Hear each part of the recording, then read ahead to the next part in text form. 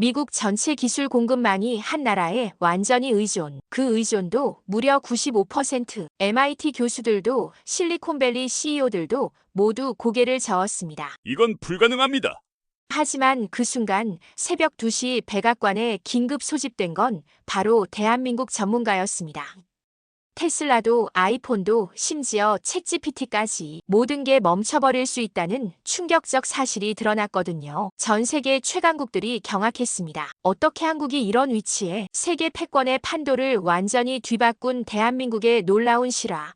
지금부터 시작합니다. 이 영상은 실화를 바탕으로 제작되었음을 알려드립니다. 저는 그날 밤을 평생 잊지 못할 겁니다. 새벽 2시 갑자기 울린 전화 한 통이 제 인생을 완전히 바꿔놓았거든요.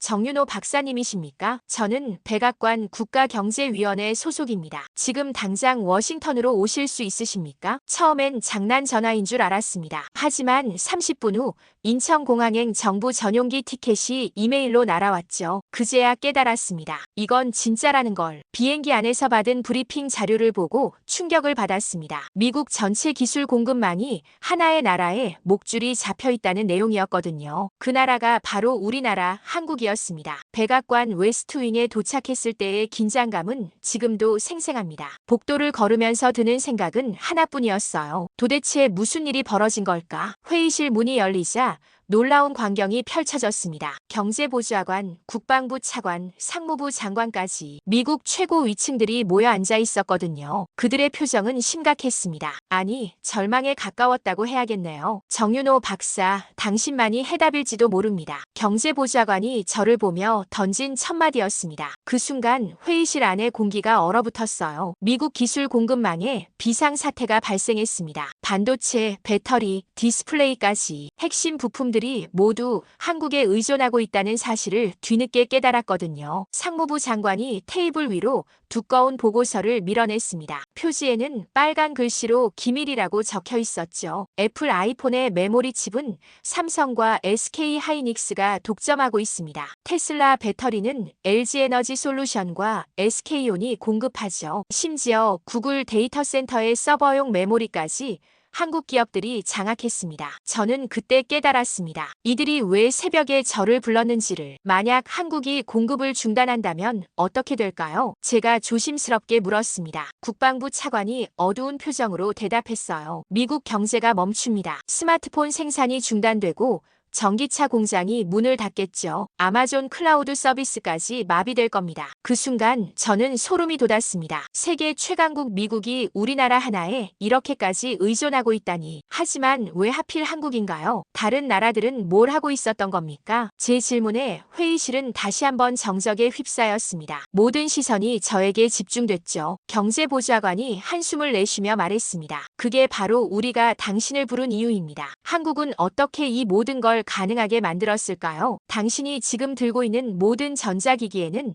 한국이 들어있습니다. 제가 회의실에 있던 모든 사람들을 향해 던진 말이었습니다. 그들의 표정이 순간 굳어지더군요. 여러분의 아이폰을 분해해 보겠습니다. 메인 메모리는 삼성 또는 SK 하이닉스 제품이죠. 낸드 플래시 저장 장치도 마찬가지입니다. 디스플레이 패널은 삼성 디스플레이나 LG 디스플레이에서 나왔고요. 저는 천천히 설명을 이어갔습니다. 더 충격적인 건 서버용 메모리입니다. 구글, 아마존, 마이크로소프트의 클라우드 데이터 센터에 들어가는 고성능 메모리의 70%가 한국산이거든요. 상무부 장관이 믿기지 않는다는 표정으로 물었습니다. 정말입니까? 그럼 한국이 공급을 중단하면 미국 전체 클라우드 서비스가 마비됩니다. 넷플릭스, 유튜브, 인스타그램까지 모두 멈춰버리죠. 회의실에 정적이 흘렀습니다. 그때 국방부 차관이 조심스럽게 입을 열었어요. AI 반도체는 어떻습니까? 엔비디아가 독점하고 있지 않나요? 저는 쓴웃음을 지으며 대답했습니다. 엔비디아 GPU에 들어가는 고대 역폭 메모리 HBM을 아시나요? 전 세계 생산량의 95%를 SK 하이닉스가 독점하고 있습니다. 삼성까지 합치면 사실상 100%죠. 그럼 챗GPT도 맞습니다. 오픈 AI의 챗GPT가 돌아가는 서버에도 한국산 메모리가 들어있어요. 구글의 바드도 마찬가지고요. 경제보좌관이 고개를 저으며 중얼거렸습니다. 이제 이해가 됩니다. 왜 중국이 그렇게 한국을 의식하는지 말이에요. 저는 더욱 구체적인 예를 들었습니다. 삼성전자의 시스템 반도체 부문을 보세요. 애플 어시리즈 프로세서의 70%를 삼성이 위탁 생산하고 있습니다. 퀄컴 스냅드래곤도 상당 부분 삼성에서 만들어지죠. 그런데 어떻게 이런 일이 가능했습니까? 투자 규모가 달랐습니다. 삼성전자는 연간 30조 원 이상을 반도체에 투자하고 있어요. SK하이닉스도 20조 원 가까이 쏟아붓고 있고요. 이 정도 투자를 감당할 수 있는 기업이 전 세계에 몇 개나 될까요? 회의실 분위기가 점점 무거워졌습니다. 더 심각한 건 기술 격차입니다. 메모리 반도체에서 한국은 이미 차세대 기술까지 선점했어요. DDR5, LPDDR5X, HBM3까지.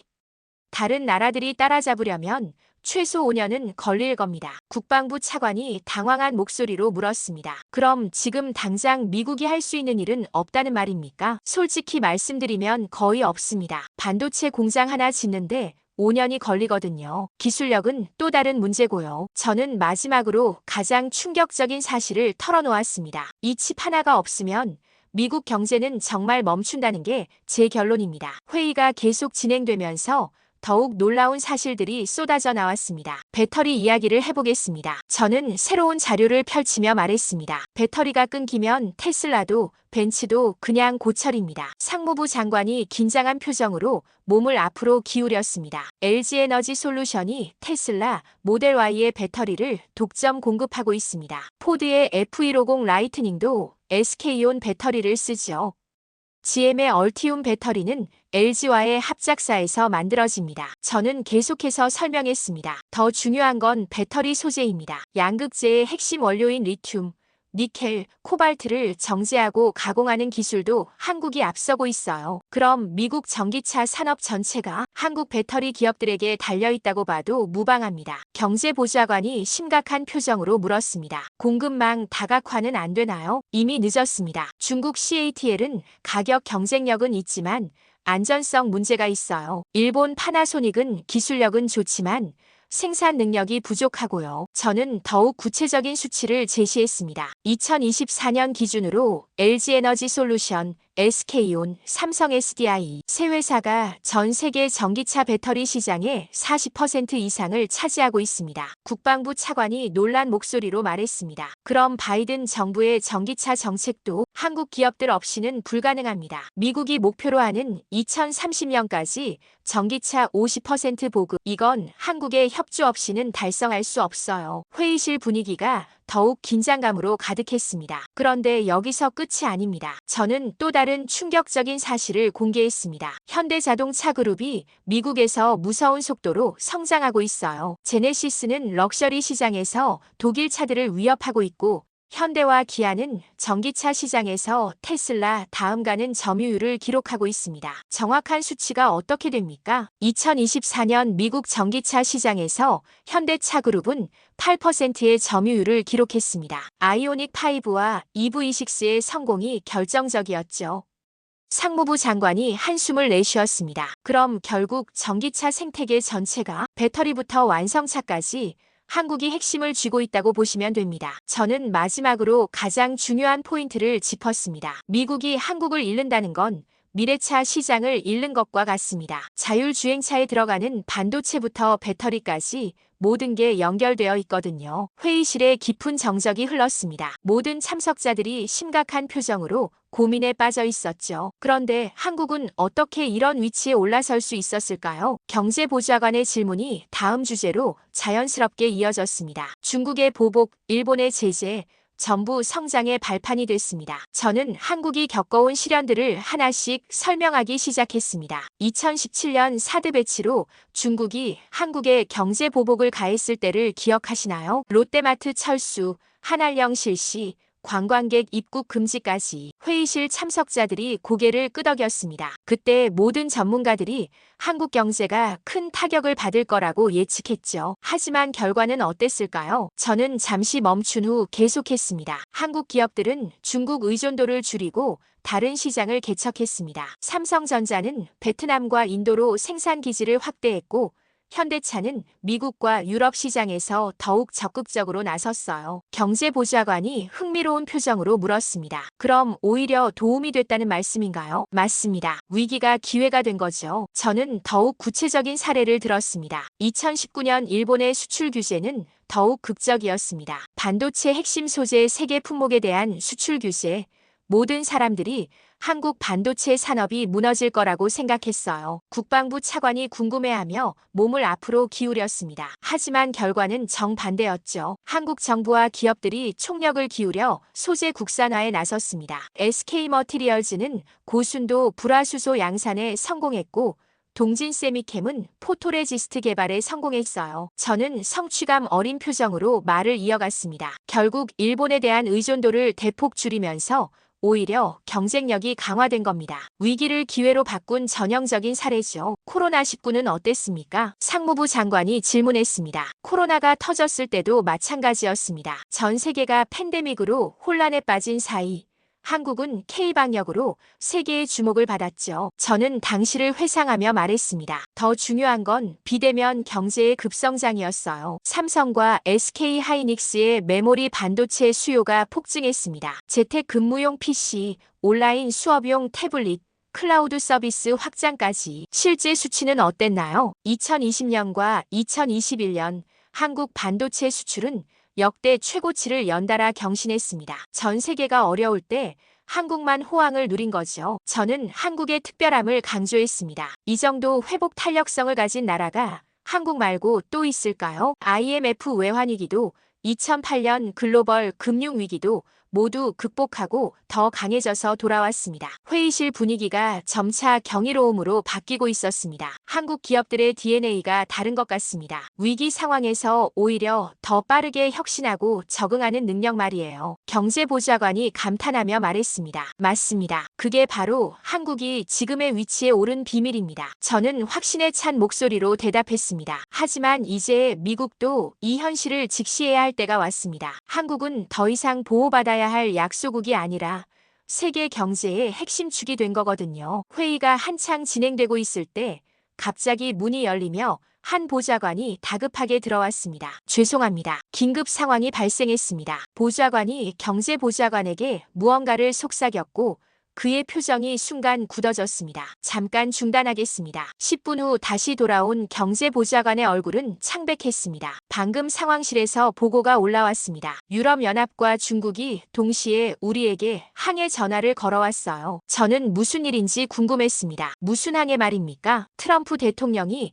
검토 중인 관세 정책 때문입니다. 한국만 예외로 두려고 한다는 소식이 새어나갔거든요. 회의실 분위기가 순간 얼어붙었습니다. 그 단어 하나에 전 세계가 들썩였습니다. 경제보좌관이 한숨을 내쉬며 말했습니다. 어떤 단어 말입니까? 코리어였습니다. 저는 그 순간의 충격을 지금도 잊을 수 없습니다. 백악관 내부 회의에서 한국은 예외라는 한마디가 나오자 전 세계 외교가가 발칵 뒤집혔던 거죠. 국방부 차관이 상황을 더 자세히 설명했습니다. 프랑스 대통령이 직접 전화를 걸어왔습니다. 독일 총리도 마찬가지고요. 왜 한국만 특별 대우를 하느냐며 강력 항의했어요. 중국은 어땠습니까? 제가 조심스럽게 물었습니다. 시진핑 주석이 직접 나섰습니다. 한국에 특혜를 주면 중국도 같은 조건을 요구한다고 했어요. 상무부 장관이 머리를 감싸주며 말했습니다. 그럼 일본은요? 기시다 총리가 가장 강하게 반발했습니다. 한일 관계가 개선되고 있는데 왜 한국만 예외로 두느냐고 따졌죠. 저는 그때 깨달았습니다. 한국이라는 나라가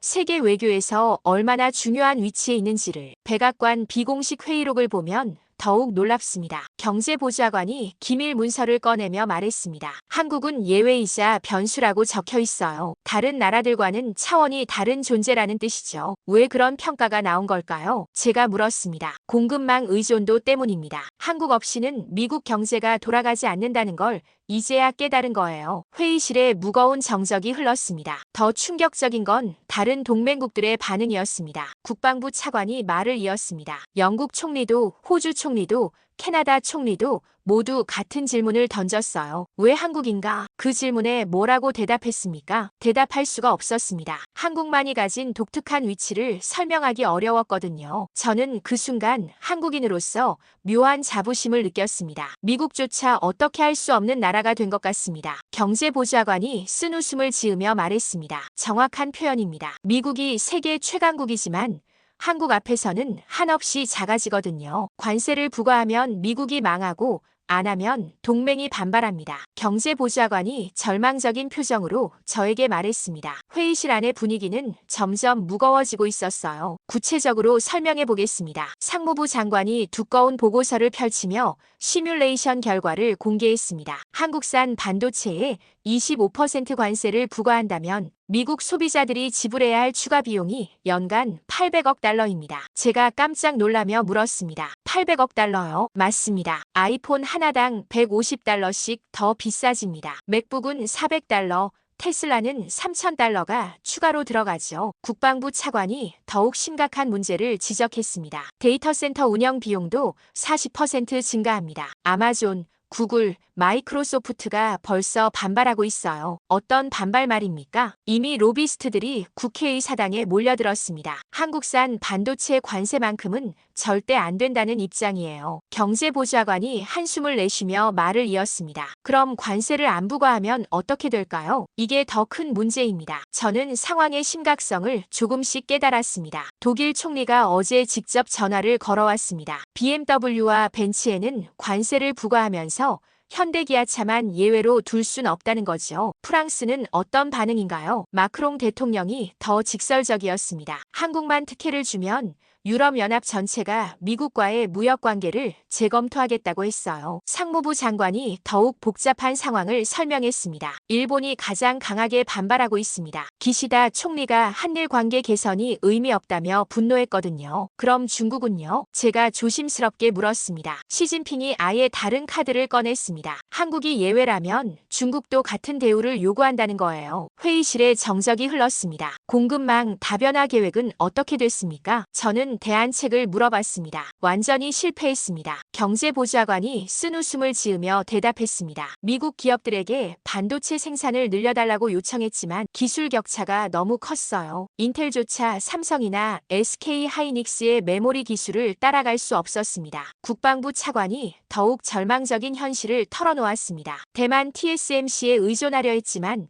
이것도 한계가 있었습니다. 결국 핵심 부품은 여전히 한국산이었거든요. 그럼 다른 아시아 국가들은 어떻습니까? 베트남, 태국, 인도네시아 모두 시도해봤지만 기술력이 10년 이상 뒤떨어져 있어요. 저는 이제 미국이 처한 딜레마의 심각성을 완전히 이해했습니다. 결국 한국 없이는 아무것도 할 수 없다는 결론이군요. 맞습니다. 그래서 전 세계가 이렇게까지 한국을 의식하는 겁니다. 상무부 장관이 고개를 끄덕이며 말했습니다. 한국이 세계 경제의 결정권을 쥔 셈이죠. 저는 한국인으로서 뿌듯함과 동시에 무거운 책임감을 느꼈습니다. 세계가 이렇게까지 한국을 의식해야 하는 이유가 여기에 있었군요. 회의가 막바지에 이르렀을 때 경제보좌관이 가장 두려워하는 질문을 던졌습니다. 정윤호 박사님, 한국이 중국과 손잡으면 무슨 일이 벌어집니까? 그 순간 회의실 안의 공기가 얼어붙었습니다. 모든 시선이 저에게 집중됐죠. 정말로 알고 싶으신 겁니까? 제가 조심스럽게 반문했습니다. 네. 최악의 시나리오를 가정해야 합니다. 국방부 차관이 단호하게 말했습니다. 저는 깊게 숨을 들이쉰 후 말문을 열었습니다. 한국이 중국과 기술 동맹을 맺는다면 미국의 기술 패권은 하루아침에 무너집니다. 구체적으로 어떻게요? 삼성과 SK 하이닉스의 메모리 기술이 중국으로 넘어간다고 가정해보세요. 중국이 미국의 반도체 제재를 완전히 무력화시킬 수 있습니다. 상무부 장관이 창백한 표정으로 물었습니다. 그럼 화웨이도? 화웨이가 다시 5G 장비 시장을 장악하게 될 겁니다. 한국의 통신 기술까지 더해지면 미국은 통신 패권마저 잃을 수 있어요. 경제보좌관이 손을 떨며 물었습니다. 전기차는 어떻습니까? 더욱 치명적입니다. LG에너지 솔루션과 CATL이 합작한다면 전 세계 배터리 시장을 완전히 장악할 수 있죠. 테슬라도 무력해집니다. 저는 더욱 구체적인 시나리오를 제시했습니다. 현대차가 중국 시장에서 본격적으로 활동하고 동시에 중국 전기차 기업들과 기술 협력을 한다면 BYD와 현대차가 손잡으면 GM과 포드는 경쟁할 수 없어요. 회의실에 깊은 침묵이 흘렀습니다. 그런데 중국이 실제로 한국에 어떤 제안을 하고 있나요? 제가 궁금해하며 물었습니다. 시진핑이 직접 나섰습니다. 국방부 차관이 기밀 정보를 공개했습니다. 아시아 기술 동맹이라는 이름으로 한국을 끌어들이려 하고 있어요. 1대1로 프로젝트의 기술 버전이라고 보면 됩니다. 구체적인 조건이 있나요? 한국 기업들에게 중국 내수 시장을 완전히 개방해주겠다는 제안입니다. 14억 인구의 시장을 통째로 내주겠다는 거죠. 경제보좌관이 긴장한 표정으로 말을 이었습니다. 더 위험한 건 북한 카드입니다. 중국이 북핵 문제 해결을 조건으로 내걸고 있어요. 저는 소름이 돋았습니다. 한국 입장에서는 상당히 매력적인 제안이겠군요. 맞습니다. 안보 문제와 경제적 이익을 동시에 해결해준다는 건데 거부하기 어려운 조건이에요. 상무부 장관이 걱정스러운 표정으로 말했습니다. 그럼 한국의 반응은 어떻습니까? 제가 가장 궁금한 부분을 물었습니다. 아직 명확하지 않습니다. 하지만 한국 정부와 기업들이 심각하게 검토하고 있다는 정보가 있어요. 저는 이제 미국이 왜 이렇게까지 불안해하는지 완전히 이해했습니다. 결국 세계 패권의 열쇠를 한국이 쥐고 있다는 얘기군요. 정확합니다. 한국의 선택에 따라 미중 패권 구도가 완전히 바뀔 수 있습니다. 경제보좌관이 절망적인 표정으로 말했습니다. 이제 세계 패권의 키는 한국이 쥔 것 아닙니까? 제가 마지막으로 던진 질문에 회의실의 모든 사람들이 고개를 끄덕였습니다. 그 순간 저는 깨달았습니다. 한국이 더 이상 강대국들 사이에서 눈치 보는 약소국이 아니라 강대국들이 눈치를 보는 핵심국이 되었다는 것을. 백악관에서의 긴 회의를 마치고 서울로 돌아오는 비행기 안에서 저는 창밖을 바라보며 깊은 생각에 잠겼습니다. 인천공항에 착륙하면서 본 서울의 야경은 그 어느 때보다 아름다웠습니다. 한강을 따라 늘어선 마천루들, 그 빌딩들 하나하나가 세계 경제를 움직이는 기업들의 본사였죠. 67달러에서 36,000달러까지. 이건 단순한 경제 성장이 아닙니다. 집에 도착해서 혼자 중얼거렸습니다. 1960년 한국의 1인당 GDP는 67달러였습니다. 아프리카의 가난한 나라들보다도 못한 수준이었죠. 그런데 2024년 현재 36,000달러를 넘어섰습니다. 540배 성장한 거예요. 하지만 숫자로만은 설명할 수 없는 것들이 있습니다. 아버지 세대의 이야기를 떠올렸습니다. 1960년대 무릎까지 차오르는 눈 속에서도 학교에 다녔다던 아버지, 전기도 제대로 들어오지 않던 시절, 호롱불 밑에서 공부했다는 어머니, 그 세대들이 무엇을 위해 그렇게까지 치열하게 살았을까요? 우리는 왜 그토록 스스로를 과소평가했을까요? 저는 백악관에서 본 미국 고위층들의 표정을 떠올렸습니다. 그들의 눈에 비친 건 부러움이었어요. 한국을 향한 순수한 부러움. 세계 최강국이 한국을 부러워한다니. 이런 일이 정말 가능한 걸까요? 다음 날 아침 출근길에서 만난 평범한 풍경들이 새롭게 보였습니다. 지하철에서 삼성 갤럭시 폰을 들고 있는 사람들, 그 작은 기계 하나가 전 세계 스마트폰 시장을 쥐락펴락하고 있다는 사실을 그들은 알고 있을까요? 강남역 앞을 지나가는 현대차와 기아차들, 저 차들이 미국 전기차 시장에서 테슬라와 당당히 경쟁하고 있다는 걸 운전자들은 알고 있을까요? 사무실 건물들마다 걸린 LG,